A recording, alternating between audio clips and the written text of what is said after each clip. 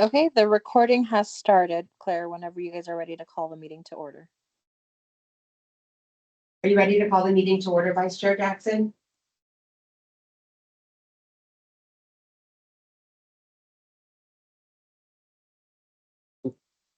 She just drop off. Yeah, she just said she needed to restart. Her microphone is not found. So we don't have a quorum at the moment, so we'll wait for her to rejoin. Heidi, we're looking here. We didn't see it here either. Your voice activated. You guys can't hear me? No, we can hear you. Heard that. Oh, okay.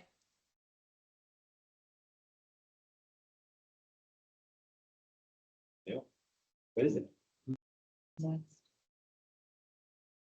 What is next?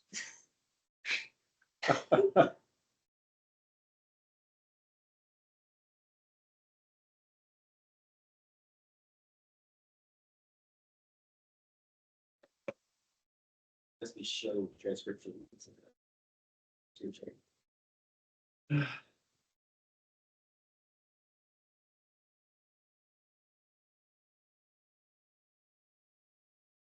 You want to hear the sound too, right? So you're gonna show video.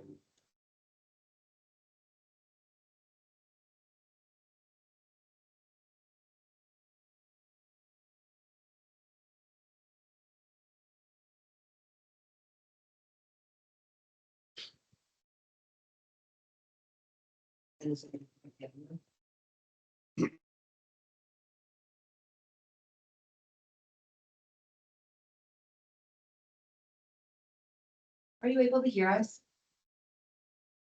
I guess Flagstaff's. Yes. Seen Yeah, I can hear you. Great. Flagstaff's in the movie. It's a little documentary. So Oh.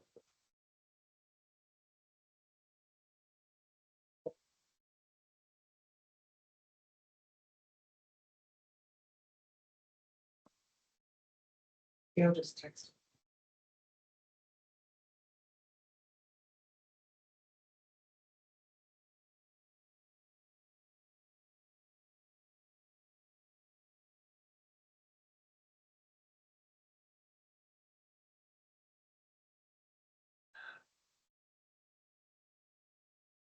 Really? What did Gail say? Just trying to get.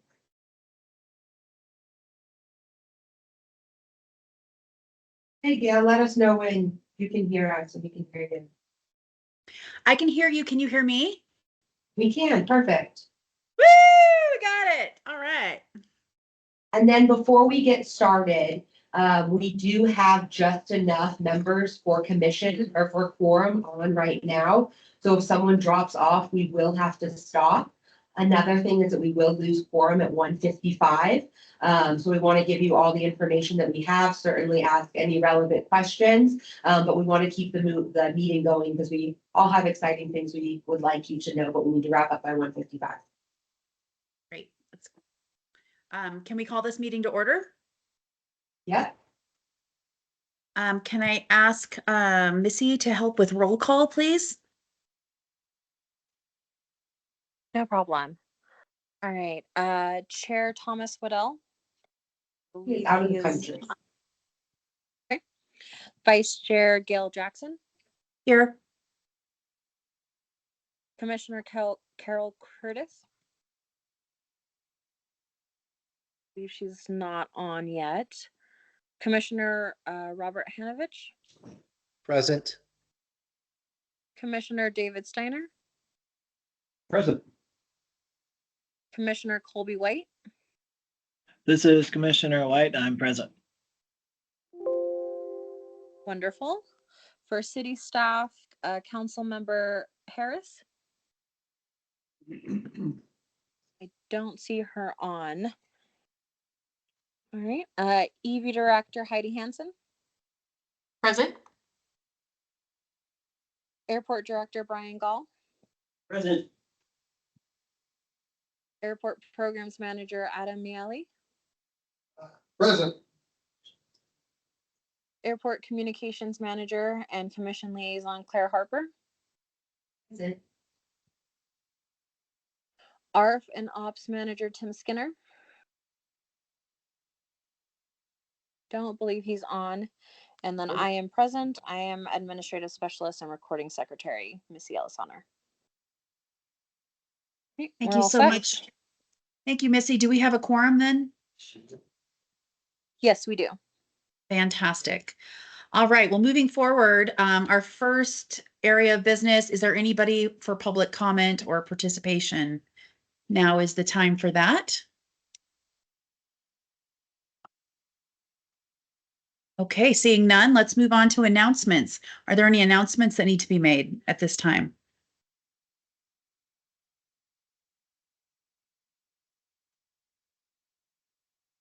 All right, we are cruising. Approval of minutes. Did everybody have an opportunity to look at the minutes from May 9th? And if so, could I get a motion to approve the minutes from our May 9th meeting? Hi, this is Commissioner Hanovich. I make a motion to approve the minutes. Thank And you, this- Commissioner. This is Commissioner White, and I would second that. Super. All in favor, say aye. Aye. Aye. Aye. Any opposed? Okay, moving on to city council updates. Has Councilmember Harris joined us yet? He has not, so I think we can move forward. Great. Staff reports. Claire, you wanna start? I'm gonna kick us off with employments. Thank you. Thank you, Vice Chair. We actually saw a bit of a steady climb from April's employments to May. We had about 1,000 more, actually exactly 1,000 more, so that's pretty cool. 1,000 more employments in May than we saw in April, which is trending in a positive direction. And you'll see it's also the first time in a while where we've had a fair amount more employments than we did at this time last year. So remember, this time last year was when we were starting to see the staffing shortage, especially at our current carrier, American Airlines, affecting our number of flights available. Now we're kind of heading the opposite direction. So we do expect to see that upward trend continuing with even more of a delta between the current year and previous year. If you look at last year in June, for example, we only had 5,400 employments, where this month, I would expect to see approximately another 7,000 or so again. So certainly moving in a good direction on that. So similar for total operations, we had 3,827 aircraft operations in May. That compares to 3,400 at this time last year and to 3,500 in April. So again, seeing that upward trend, partially because of the favorable weather, I think, and I'm sure Orville will have some things to talk about other stats in terms of what we're seeing from general traffic at the airport. And then our newer slide for parking revenue. One thing to keep in mind is that toward the tail end of April and into May, we did close the terminal parking lot for the maintenance work we were performing there. So one of the reasons we're seeing a slightly lower number in that $37,000 parking revenue range is because everybody's parking in the economy lot, which is $2 cheaper. So if you do a little bit of math and figure that even half of the people parking in the economy lot would have been in the terminal lot, we actually would have been at about 43,000, making it one of our stronger months, again, reflecting that increase in employments. We're now gonna move on to our fixed based operator, but I need to switch screens, so give me one moment.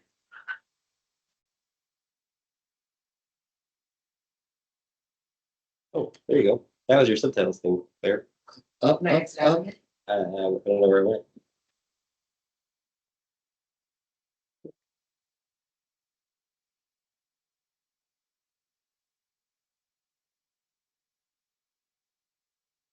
Okay. You move on there. So fuel flows for May were down 8% from 2023. Year to date, we're down 2%. We had a really strong January and February, if you recall, but March, April and May have been down. Terminal traffic slow for June. It's interesting that the operation numbers are strong because honestly, this is supposed to be our busiest month. And you look at the ramp right now, it's barren. It feels a lot like summer 2008. I don't want to be the kid that's screaming the sky is falling, but I remember I sat on a lot of boards back then and everybody's talking about how great it was. I was like, what's going on? Military traffic's consistent, but slight. We're not seeing a lot of those large movements. And general aviation is just light. It's of course busier on weekends. We do see a consistent amount of traffic from the flight school. Interestingly, there's really, in terms of like operating costs, fuel prices have remained relatively flat. So I don't think that's causing whatever is going on right now. You can go to the next slide, Claire. We had, I'll just call him John Wick. I can never say his name right. Fly in last month. And they did a little documentary with James Terrell. He flew on Saturday. They did his makeup upstairs at the FBO and everything. And then Sunday, he and I were standing there talking. Super nice guy. And to that slide on the right is them actually filming. You really can't see everything in the hangar while they were talking to him. And stay tuned because I'm taking over John Wick 5. I feel pretty good. I got to grow my hair. Other than that, I think I'm ready. Next. In the past few years, we've had what I call an encampment. We got a little bit of a discussion about that with some of the Forest Service people saying, well, we're not spending the night. I go, okay, whatever. But they would camp out in that dirt lot behind the FBO. And honestly, just the optics didn't look good. As I brought up, when you pull on the Cutter Aviation at Sky Harbor, you don't have an encampment of Forest Service people and stuff there. So I went and approached them, and we moved them. And this picture's mild. If you would have saw like a month ago when they were doing the controlled burn, there was a lot of vehicles. Right now, there's an 18-wheeler and a big trailer for helicopters, hoping to get a contract. But we moved everybody over to that facility, left it unlocked so they could use the restrooms. They were welcome to tie into the Wi-Fi if they wanted. I think they were super thrilled. And worked out great for everybody. So that's what we're going to do moving forward. And I found a new place for my snow pushers when it's not snow season, which is blocking off the dirt lot. Go ahead. Just brought back the second aircraft out of paint. That's the new scheme. People either love it or hate it. King Air's down getting paint right now. Interesting enough, all the airplanes will end in Whiskey Alpha. I don't know, maybe it's sort of like a pilot Tourette's thing because I got 444 Whiskey Alpha on the Commander. I got 222 Whiskey Alpha on the 182. King Air's 88 Whiskey Alpha. So all new end numbers, and then the trainers will be next. Go ahead, Claire. I believe they delivered 2 kittens. I named them Salt and Pepper. My wife calls him Ying and Yang or whatever. The big discussion right now is, are they staying or are they going? And I have a horrible feeling they're staying, but we'll see. Get them neutered and spayed. Yes, don't worry. And she's going to get spayed soon. Upcoming events, July 13th to the 15th, Airbus helicopters coming to town with, I think, 2 of their aircraft. It's kind of interesting. They're calling a fly-off against Bell Helicopter, and they're bringing in their customers. They'll be using the upstairs conference room for briefing and whatnot. They're going to use the hangar. They want a social event down there, and they're going to be out flying around, demonstrating during the hottest part of the year, the Airbus compared to the Bell. So I've never had anything like that. That should be kind of neat. August 31st, Sipping with the Symphony. The new director, Stephanie, the former director and the new director came out last week to show the new director around. So that's taking place. And it's tentative, but I'm pretty sure they had to postpone it. They had some issues, but right now it looks like September 21st is the Taste of Flagstaff for Victim Witness. Next. Staffing, I'm happy to report we're real strong finally on. Fuel's been a little bit interesting, particularly procurement and storage for fire season. We actually have 2 heavy tanker specialists in Winslow, first time in 17 years. And at the rate they're going, we're going to outsell Flagstaff this June, which is kind of unusual. It's good, but it's bad because they're busy. But it's good for us because that means we got 2 heavy tankers close by as things get dry. Parking, we went to the new plan. I like it. Some people don't like it in the lighter aircraft, but honestly, it's a lot less moving airplanes and a lot less liability. So we'll see how it goes. Of course, now it's gotten slower, so it's not as big a deal, but it'll get busy again. Facilities, I just kind of trying to come up with a standard format. On kind of that note of, I'm tired of having a million things in that dirt lot. I told NAU, you need to start busting the players out. I'm done with the swap meet out back on the weekend during the football games. I think it's from better continuity and whatnot in optics. So They've been informed of that, and they have signed on with the Legion again, and we'll be parking them down here on the north end of the ramp where we park the visiting teams. Equipment, we've been leasing this 5,000 gallon we call it Megatron fuel truck from Avfuel. We decided to just go ahead and buy it because we had to put a pump in it, and it was very expensive. And they said that's unused, so okay, well, let's just gonna take the buy, so we bought it. But we're also looking at probably ordering a new 5,000 gallon jet fuel truck. And thinking about another larger electro tug at some point too. So I don't know. We'll see. Now things will slow down a little. I don't feel quite so rich. But anybody got any questions? Thank you, Claire. No, great. Well, yeah, how was that? I got to that pretty fast and lots of time. It's Yeah. record time. Record All quick meeting so right. far. Moving on to project and grant updates. Here's what's- This is a long one. Good afternoon, everyone. Adam Yali, Senior Project Manager. No, Airport Programs Manager. At this point in time, I'd like to just take a few moments to kind of go over some of the projects that we've recently completed or are completing that was part of the CARES funding that was done in 2020. 2020, 4 years. Thank you. The list you see on the screen does not represent all the projects that we have completed with those funding, but these are the most recent ones. To note here, you'll notice we're basically on a punch list on the majority of the projects. I do have a quick update on the snow removal equipment building. We did receive 5 statements of qualifications because that went out for CMAR, our construction manager at risk. Procurement, the team met together and we are moving forward with negotiations with the highest ranked or scored organization, and those conversations are going very well. Matter of fact, following this meeting, I'm going to be meeting with them again. So hopefully we can get all of our ducks in a row. I'm trying to get this before council on July 2nd with our recommendation to award. Also, terminal, you'll notice on here, terminal flooring repairs. We did put the project on hold. So in lieu of that, we did go ahead and get all of the flooring deep cleaned. And then also we have some hangar and arc roof repairs. We're looking for some additional funding sources for that. The project's not gone away. In developing a lot of these projects, we identified a very long list of projects that we need to do throughout the airport. And we just started going through them, and we're going to continue modifying that list. And when funds become available, we'll tackle more projects. Okay, the first project we're going to talk a little bit about is our perimeter fence maintenance project.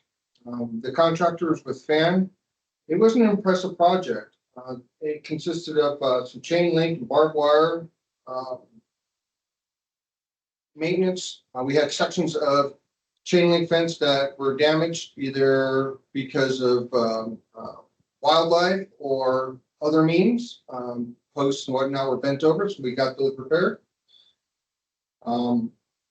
Also retying all of the fence fabric in the perimeter. So when you say the perimeter of the airport, you think, oh, it's probably a lot of chain link fence. It worked out to about 27,000 feet of chain link fence we got retied, which is a little over 5 miles.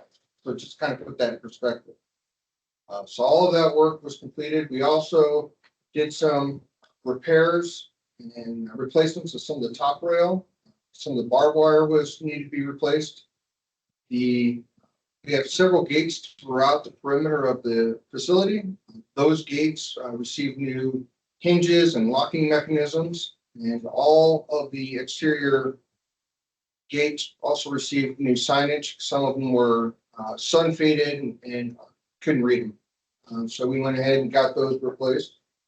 As well as part of this project, we had some drainage issues adjacent on the north side of the perimeter fence. And so we went ahead and removed the undersized corrugated metal pipe, which is the CMP that goes ahead and gets that water from airside to landside. We got that replaced and also made provisions for wildlife on that, so we don't have a corridor for animals and whatnot. So that was completed. That was fantastic. And then also the Blue Gate. The Blue Gate's been down for some time now.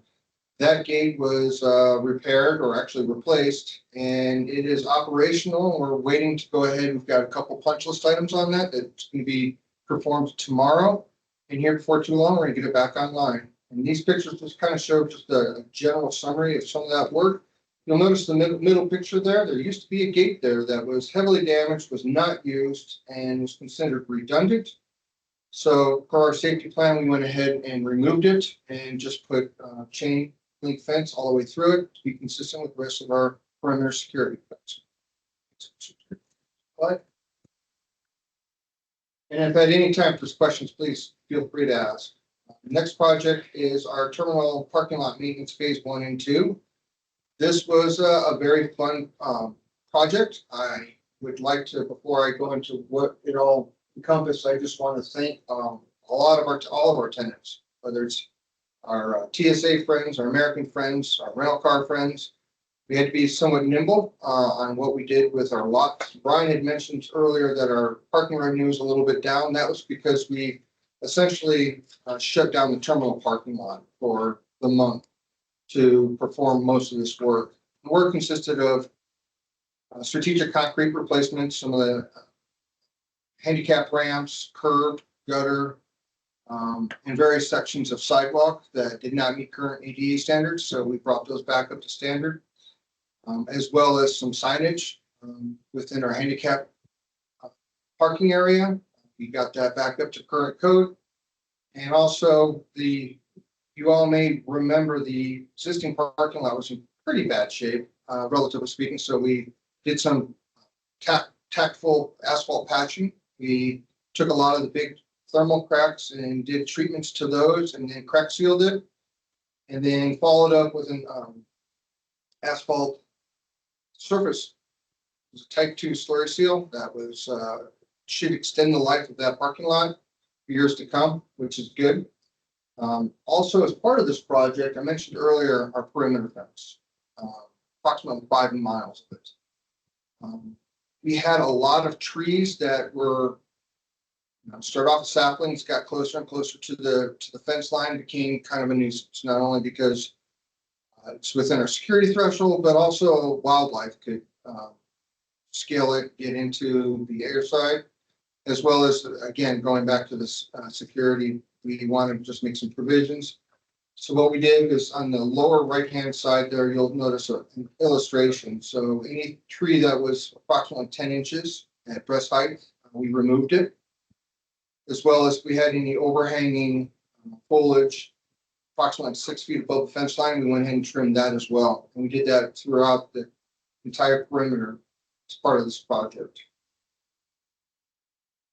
That's pretty much the parking lot. Oh, I didn't even talk about all the parking lots. We did the terminal parking lot as well as the ready lot for our rental car friends and the employee parking lot. Here are some of the after photos. In the upper left-hand side, that's our ready lot for our rental friends. In the middle, that's our main terminal parking lot. That's the surface treatment that was put on. It's called the slurry seal.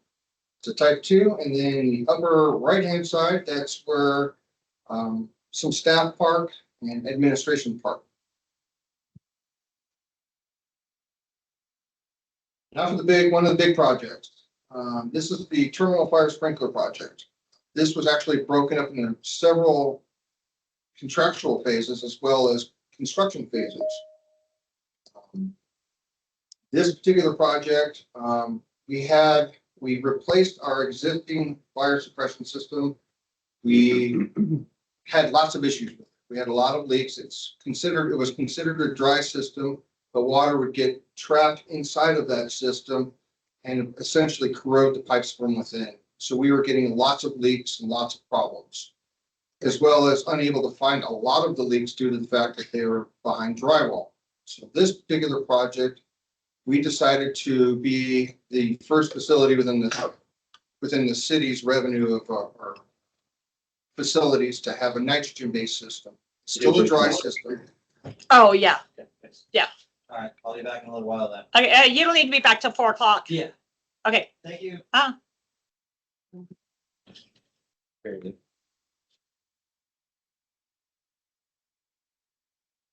Okay, so with the nitrogen system, it will not allow the pipes to corrode. So if we if we do have to energize that system for testing, we can flush it now. Before, with the old system, we had several sections where there were sags in the line, so we could never get the water out, which helped speed up the rusting pipes. So this nitrogen system is the first facility within the city to have the system. We're real excited about it. We are hopeful that this will last us another 30 years. That's one component of that particular project.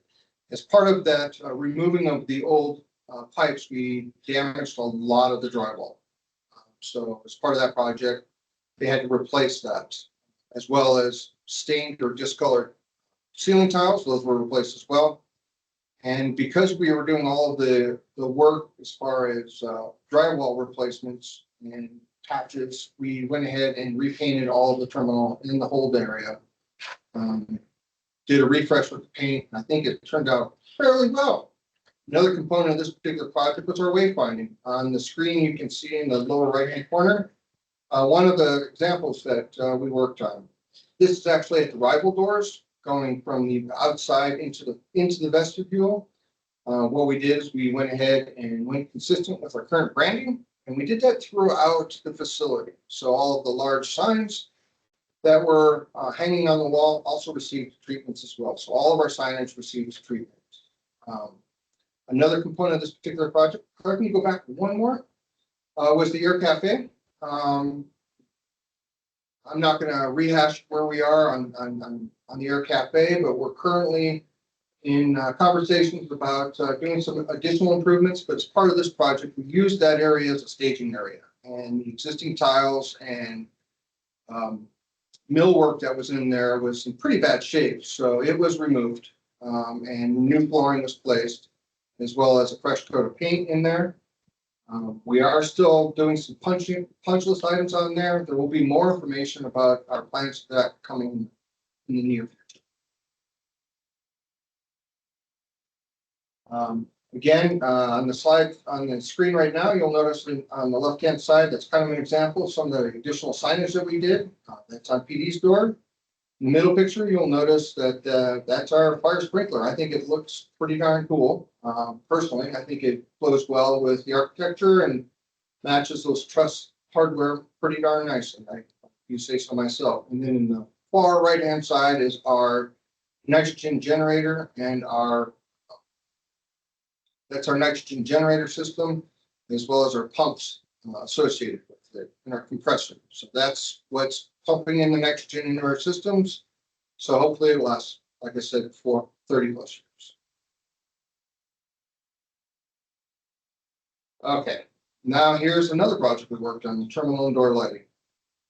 This was probably one of my favorite parts outside of the fire sprinkler. Same contract, Logan Contracting. I'm going to throw out a ballpark number. Before, there was about 20% of our lights that we could turn on at any one point in time. A lot of the bulbs you can no longer find them. They no longer manufacture the high pressure sodium. So they were difficult, if not impossible, to replace a lot of the lights that were through here. So the first thing we did was the large candy canes that were hanging on the side of the walls in the concourse.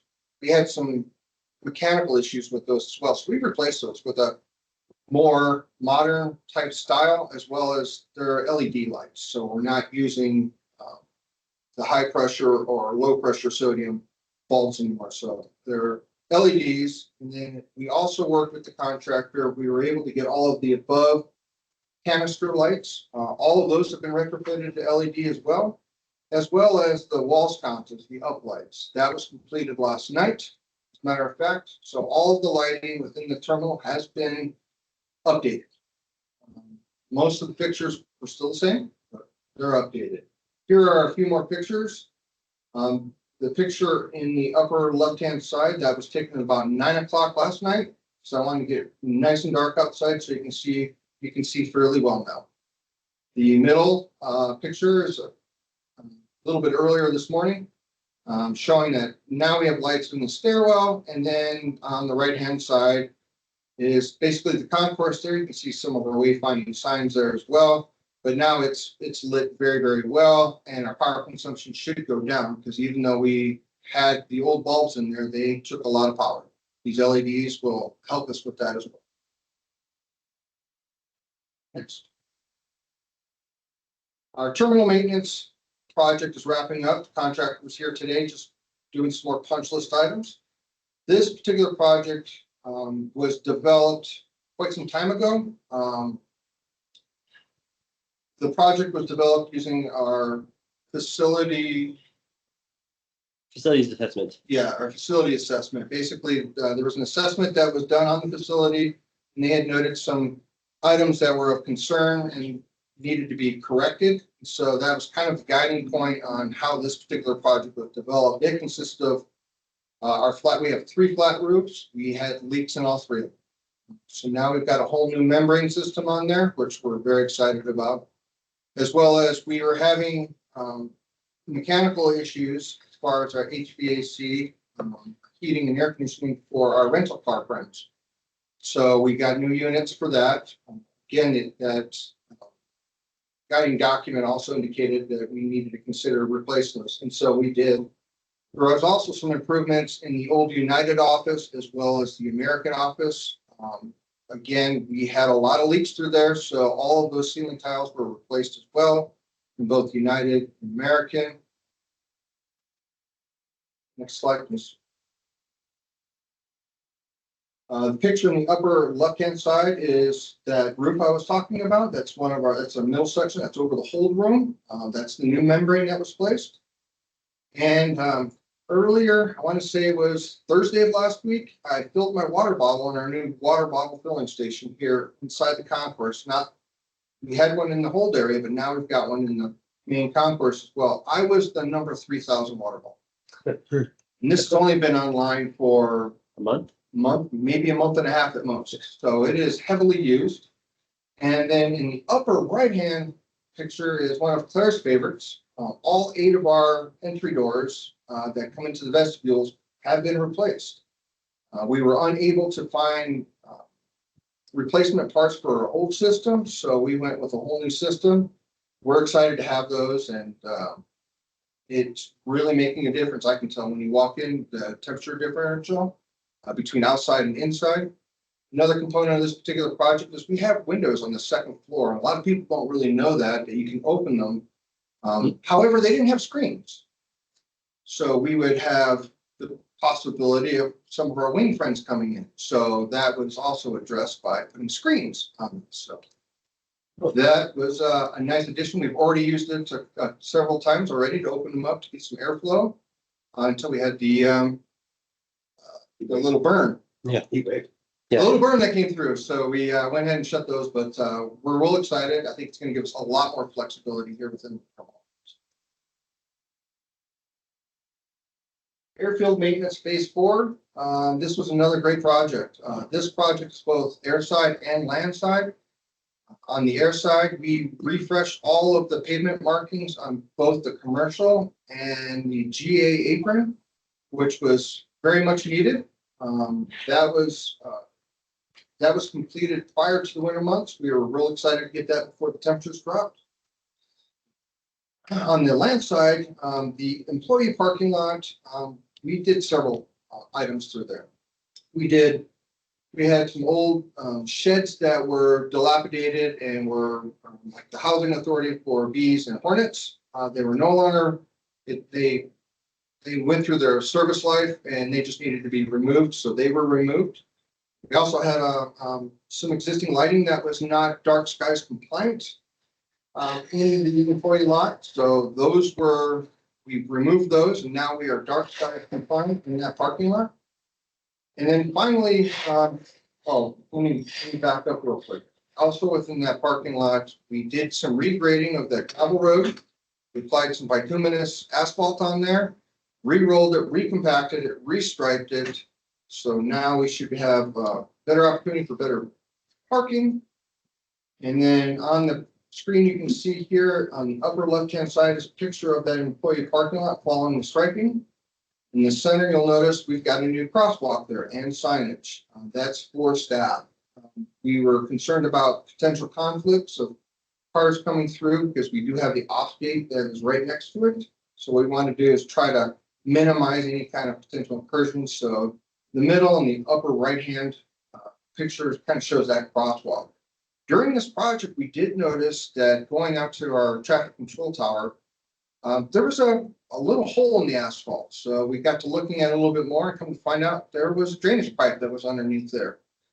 And the side of it had failed and created a void of approximately 4 feet by 6 feet. So that was also addressed as part of this project, as kind of an emergency project. So that was repaired and reconstructed through there, and now it's back to operations. Next. That's it. That's it. Any questions? I know I went fairly fast, but if there's any questions, feel free. Adam, if I could have one comment. Adam mentioned that these projects were all done as part of the CARES grant we received, started in June of 2020. So we just finished the end period of the reimbursement for that grant. So we had originally $18.1 million that covered all of our operations, all of our maintenance costs, salaries, utility bills. And you might remember 4 years ago, we did some rent deferment for the businesses and tenants here at the airport during COVID for 6 months. Actually rent relief for those businesses that were struggling through some of the travel restrictions. So this is the end of a very long process that affected our entire funding structure here at the airport. So we're kind of moving into a new system where we're back to our own funding without that grant support for the most part. And I do think out of that 18.1 million, we're still seeing exactly where we came out. But I believe we left less than $10,000 on the table and probably less than $3,000 if our math is correct. So we spent, 99+% of that grant funding and really got as much out of that as we could for the airport these last 4 years. Thank you. My last comment is going to be formal. I was going to take that one. I had a quick It's pretty question. long. The only project is the hangar work. You're looking for funding for that. Where do you foresee getting funding for the hangar repair and maintenance? Well, we did do some earlier on, prior to me coming on board, we did do some hangar improvements. Roof and door repairs. Yeah.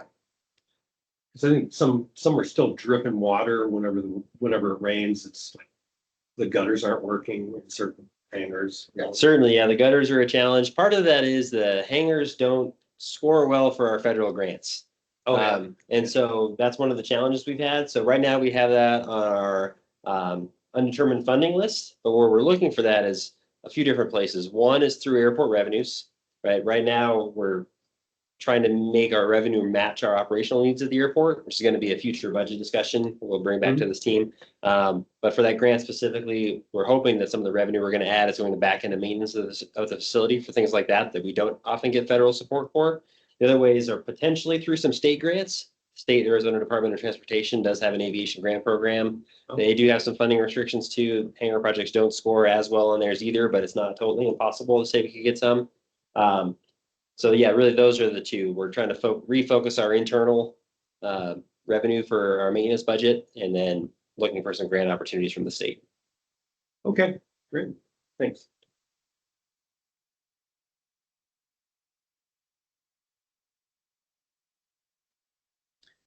Real quick, this is Commissioner Sh- Hanovich. Yes, sir. Just one suggestion on the grant research. I believe the FAA funding bill was just signed into law. And if I remember correctly, there were some grant monies in there for airport improvements to include hangars. That might be something to take a look at. Thank you, Commissioner Hanovich. We will definitely take a look at that. I think we did read through some drafts of that, and if I read it correctly, the funding for the airport improvements is actually there for capital, so we could build new hangars with it. more so than maintaining existing ones. We will definitely look into that as we get some more guidance from the Phoenix Airports District Office on the availability of funds. And if there is an opportunity, we'll definitely do what we can to try to sign up for it. Absolutely.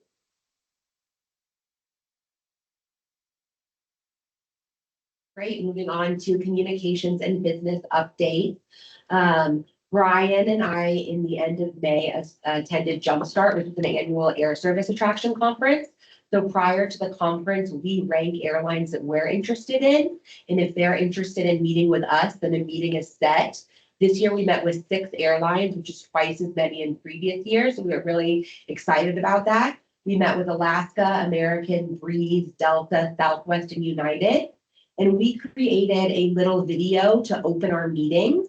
And I want to share that video with you right now. And the purpose of this video was not all airline planners or network planners are familiar with what Flagstaff is and everything we have to offer. So I'm going to share a 2-minute video with you, and then I'll give you some updates of our meeting. We're Flagstaff Pulliam Airport, and we're ready to take flight and welcome new service. Situated high at 7,000 feet amidst a towering ponderosa pine forest, Flagstaff serves as the launching pad to legendary destinations like the Grand Canyon, Sedona, and 7 other national parks and monuments. Currently, we offer service to Phoenix Sky Harbor and Dallas-Fort Worth on American Airlines. But our runway's always open for more action. Currently, we're seeing a bit of turbulence with a leakage rate of 78% to Phoenix. We know we have untapped potential. Can you help us toward new heights? Flagstaff isn't just a pretty face with 4 seasons, 265 days of sunshine, and an average annual snowfall of 100 inches. Our community is buzzing with 5.5 million annual visitors and a bustling business scene. Our economic sectors include manufacturing, bioscience, astronomy, digital, healthcare, education, and tourism, with all our employers looking to get to their destinations faster. Time is money. We've got all the essentials ready to roll out new service. ARF Index B coverage, freshly renovated space, and even a new parking lot, all prepped and primed. Our runway got a facelift recently, and our terminal's looking sleek with fresh paint and swanky new doors. If our 5.5 million visitors weren't enough, we are home to Northern Arizona University, where over 25,000 students and their families are in dire need of new routes. And to seal the deal, we've got incentives that include waived airport fees and ongoing marketing funds to ensure your service takes off and is a soaring success. Come partner with us and help unlock Flagstaff's full potential. We'll make sure your planes are packed year-round, as we are a destination for all seasons. Flagstaff, Arizona, where you can visit, discover, and grow.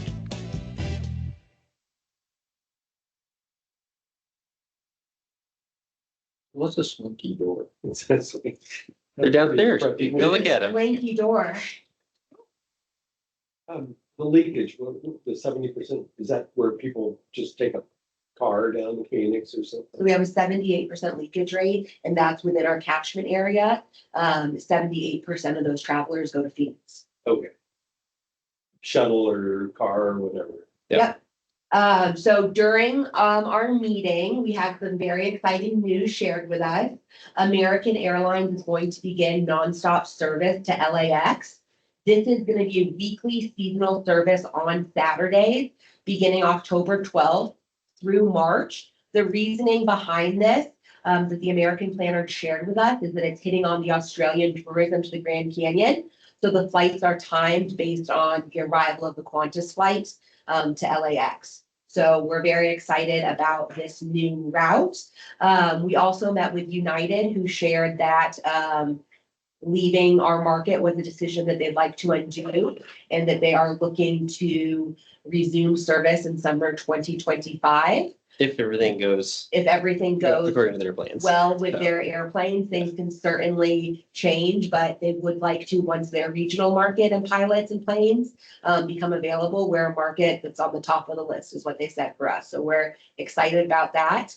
The other airlines we met with, we had a great positive conversation. They are interested in destinations, Salt Lake, Denver, and Southern California. And we will continue all of our conversations. We're going to head to another conference in September and October with a chance to meet with these airlines. So we're confident that shortly we will have 2 air carriers and more routes. So we're certainly continuing our work on that. I did want to share, for a business update, that we really do need your RSVP in for you to respond to my email of how you're going to attend. We have to push that time back to noon on Tuesdays is when I need to know your RSVP. If we need 2 commissioners present to hold a meeting in person. If we only have 1 commissioner that's able to attend in person, then we'll move that to a virtual only. If we have 2 or more that are attending in person, then we'll do the in-person hybrid as well. But when there's only 1 person that's showing up and everybody else is online, the meetings are clunky and the presentations don't have as much value as we all weren't sitting in front of our computer. So that is something that we'll do moving forward. Any questions on our communications or business updates? I do. This is Gail. I want to say the video looks great. But I'm just curious if any of the airlines asked about the business community, because this is very tourism focused. And I think that our business here is stronger than that. And I didn't see a lot of information about them in there. So I wanted to ask about that. Yeah, so what we're finding is they're looking, since tourism is our big draw, just talking to airlines, they're looking for a business that has 20 to the minimum of 20, at least 50 business travelers that fly out of our airport or that would fly to a specific destination. So if anyone, we have not been able to find a business that flies that many people that often.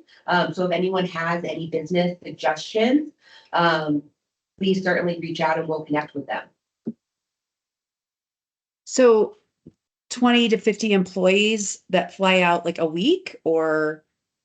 Yeah, that's what they're not interested, like the chamber in general. They don't want to just hear the chamber wants a new airline. They want to know that business XYZ has 45 employees that fly to Denver every week, or they have 50 employees that go to LAX every week.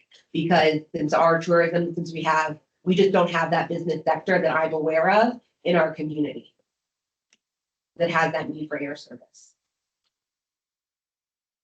So of the 78% of the people that are going to Phoenix, is there any way to diverse how many are leisure travelers versus business travelers? That's a number we could certainly get. I did want to add, and I did not share this, but American Air, or they're going to add at least another one, maybe 2 more Dallas Fort Worth ones in the fall. So that will connect us a little bit more. But I'm not aware that our numbers pull from business to versus tourism on that week. Yeah, so the reports where we're getting this data from is our passenger demand analysis and our true visitation estimate. And so they give us a lot of raw data that shows where tickets were booked. So we can see through aggregate ticket data, for example, that people that were coming to the Flagstaff area flew from San Francisco, for example. It'll show us how many people made that ultimate trip, even if they stopped at Phoenix and drove the rest of the way. And it'll also show us people who drove between 2 points where you might otherwise have air connections. So for example, we can see based on cell phone data, how many people were driving between Flagstaff and LA that might have otherwise flown had the route been available. But it's a little bit more challenging to identify the purposes of those trips because it's generally aggregate data that's purchased. So you can read into that a little bit by dates of travel and time of travel. But it's certainly a little bit less of a perfect science on figuring out the visitation reasons, at least. Thank you. And from our conversations, there really wasn't anything on business scale. They're just interested in numbers coming in and out. I find it fascinating that they added an entire route based on just the Australian traveler. That's pretty impressive. Anyway. We thought that as well. To be honest, we were a little surprised that they were that specific with it, but they said that was the driver, and that was when we ask some follow-up questions regarding the timing of the flight, because they're a little bit of a little bit different than the timing we see for the turnaround of the trip than we've seen, say, on the Dallas flight, for example. And that's what they had told us, was that their market research showed that there was a need for that support for those vacation travelers, and that's what they were timing those flights to try to catch. Now, one thing that Claire didn't quite get to yet is our support of this route, right? Obviously, the more successful any of our routes are, the more likely we are to see them stick around or come back or be expanded. So we are taking a look at how to market that route, both to some international tourists, but also to, say, like students or business entities within our community and within the Los Angeles area that might have a need. Even if that trip is only once a week, it could still save you a quarter of your trip time. You know, if you can fly direct one way, even if the other day you have to make a stop in Phoenix. So we are going to be pushing that to those groups to try to make sure that route is very successful, so American sees that and hopefully expands on that service rather than terminating it. Thank you, Brian. One last question. Is this flight subsidized? It is not. No, they added it based on the need in the market rather than any funding from us. Though we do have we did present on that air carrier incentive policy, so we are able to give them some marketing support for this if they ask for our help with that, but not through any direct subsidies for revenue. And we will be potentially waiving their landing fees, so helping them a little bit with some fee reductions, but no direct expenditures for subsidizing Do it. we subsidize anything right now? We do not. What would that have typically involved? Was a subsidy? We can talk about that. We only have 2 minutes left, where we are applying for a small community air service development grant. And previously that could do a subsidy, but that's a match. So we can certainly at our next meeting, talk about our grant application, and how that process works, if that's something that you're interested in. It may be more appropriate to see if we're awarded the money and then do a presentation on that. But in the past, we have had United, they took advantage of that. Because that linkage is kind of significant, you know. I know I drive to Phoenix to avoid paying $200 or $300 for a flight to Phoenix, you know. And certainly if we have another air carrier in, it will reduce rate. Drive prices down, yeah. I think Director Hansen Vice has had her hand up too. So, Heidi, did you have something you wanted to add? Gail, I just wanted, Chair Jackson, I just wanted to add that you might have remembered that back when our global travel trade staff person at the time, Joyce Lingenfelter, went into the Australian market, and she did that before the Arizona Ostourism was still going into Brazil. And that started that big influx of the Australian traveler coming to the Grand Canyon. Quite honestly, she had major success opening and developing that international market. So we've had this flight before, not to downplay that they came back. I think it's awesome that they're coming back. It means that our airport is doing a good job. And they did the same thing. They only gave us Saturdays. They didn't give us a return, basically what I would call a return day. And it was definitely, again, for that international traffic. So the moral of the story is that the Discover Flagstaff team is doing their job right, and then the airport's doing their job right. And because we know that our visitation is so high, and we have these natural wonders, this natural wonder and these monuments that people want to get to, I think it's just the stepping stone to helping our business travelers in the long run. We continue to get more routes. We will where our locals won't fill them as often as we need. Hopefully the leisure traveler will, to keep them solid. And I think you saw that a lot with Denver. Denver wasn't just full of business travelers. It was a lot of leisure travel as well. So I think it's just it's a great way for Claire and Brian to step into a market and then expand it for that business community. So I think that you'll see more. But I do want to hats off the Discover Flagstaff team for having the instinct to go into that international market over 8 years ago. So thank you, and well done to the airport team that continues to go to these conferences to keep these relationships up.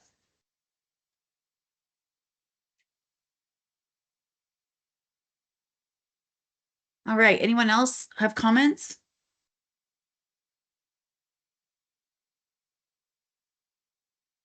Righty, where are we in the Okay. agenda? We have a to and from commissioner, but since we are going to lose quorum shortly and want to be respectful of everyone's time that was able to join us, if you had anything, questions or anything you'd like to bring forward on another agenda, please email me separately and we'll make sure that we either get your answer or we put that on something to share for a future agenda.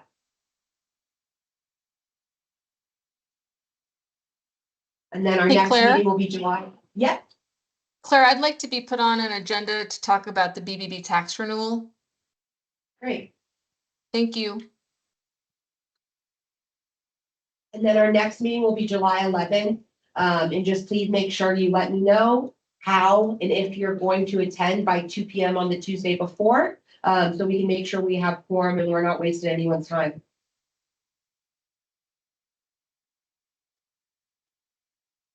With that, Vice Chair, I think we can go for a motion to adjourn. Can I get a motion to adjourn? Hi, this is Commissioner Hanovich. I will motion to adjourn. Thank you. And a second? This is Commissioner White. I can second that motion. Thank you. All in favor, say aye. Aye. And if no one's opposed, this meeting's adjourned. Have a Thank great you. day, everybody. Thanks. Been a few days since I've been in one of these. Just forgot the process.